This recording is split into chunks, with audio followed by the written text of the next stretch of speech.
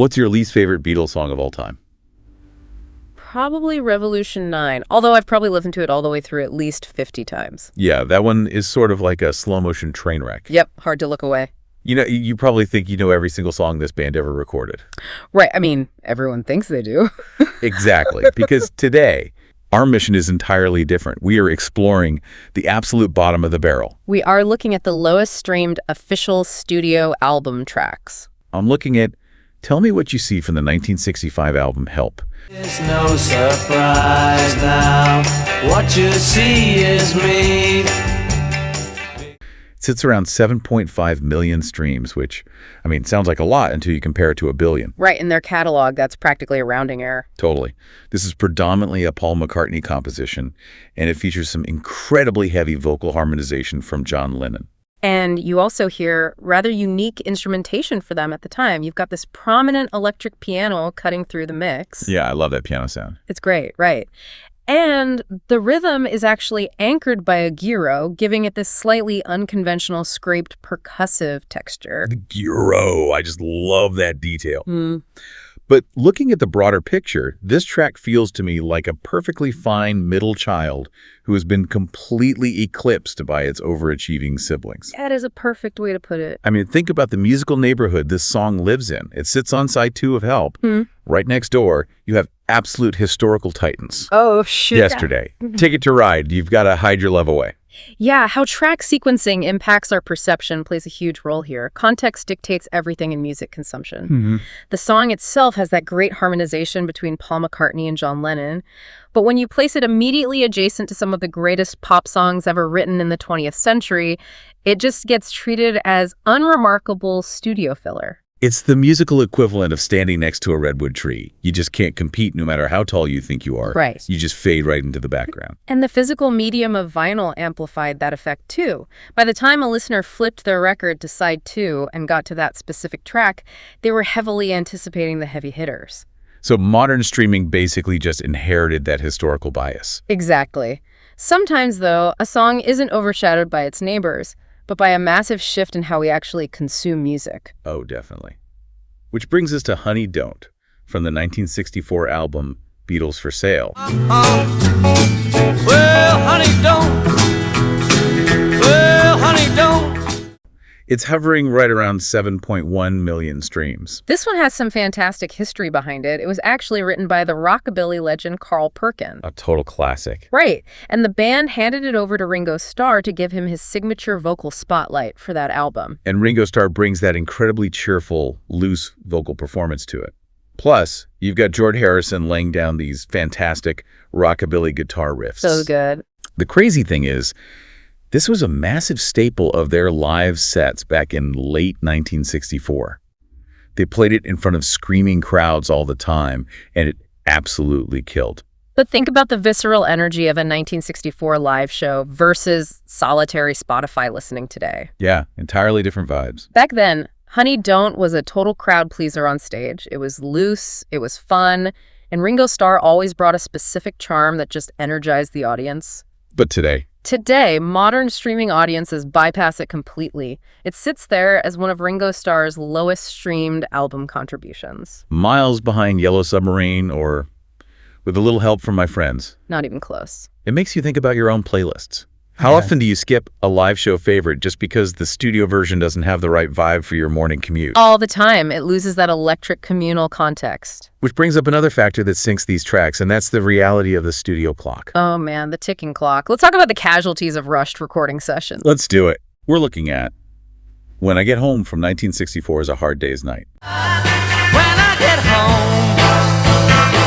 home. Sitting at roughly 6.8 million streams. Yeah.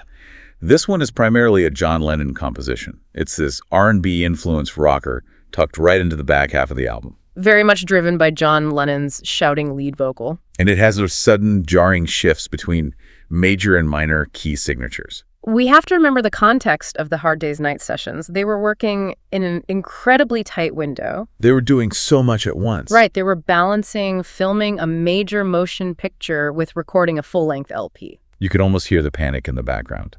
But wait, they churned out hits at lightning speed all the time back then. Why did the lack of time specifically hurt this track?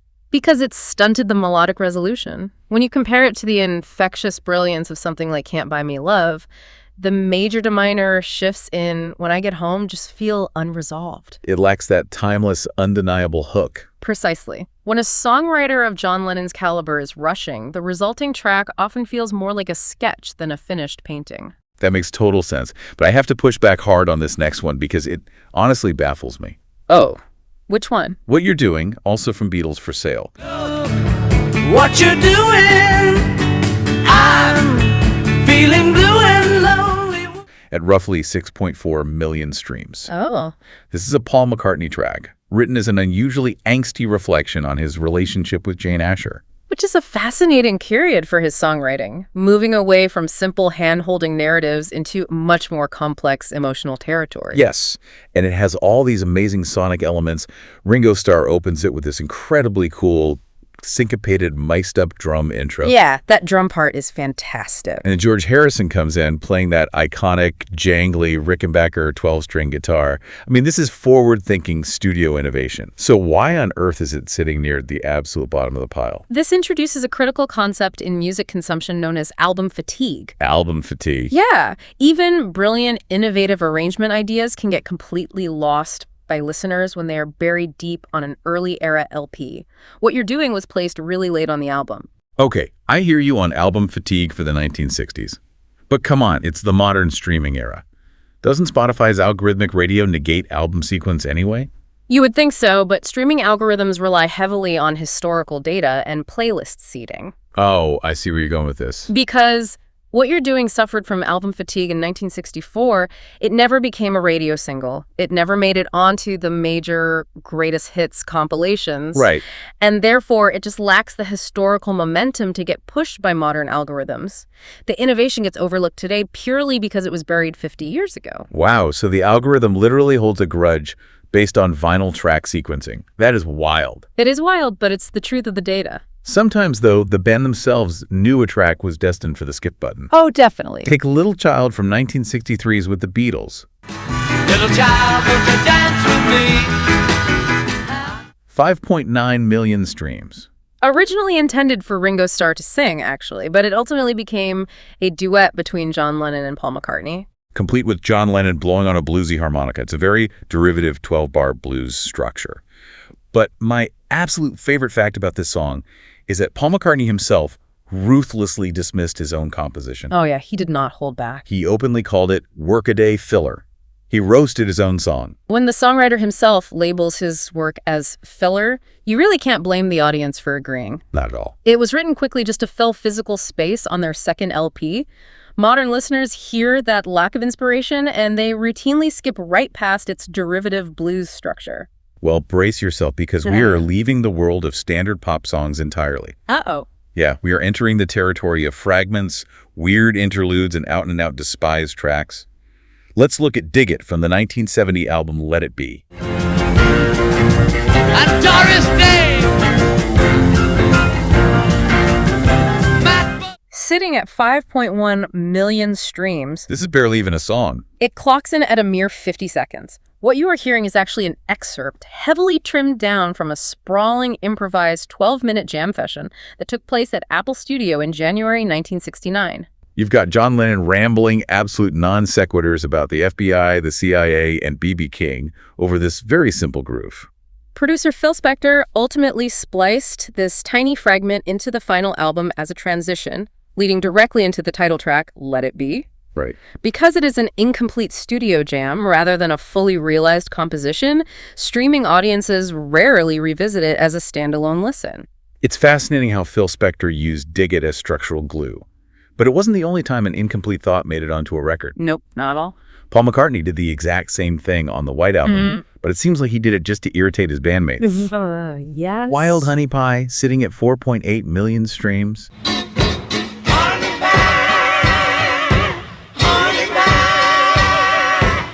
Another tiny track, just 52 seconds long, an experimental acoustic fragment recorded entirely by Paul McCartney during the notoriously chaotic and tense sessions for the White Album in 1968. Very tense. It consists of these very heavy, vibrato-soaked acoustic guitar strums paired with chanted, distorted vocals. I just love the petty band dynamics going on here. Yeah. The tension in that studio was legendary, and Paul McCartney decides to include this quirky avant-garde interlude, much to the open vocal annoyance of George Harrison. Oh, George Harrison openly disliked it. He definitely did not hide it. And he wasn't alone in that sentiment.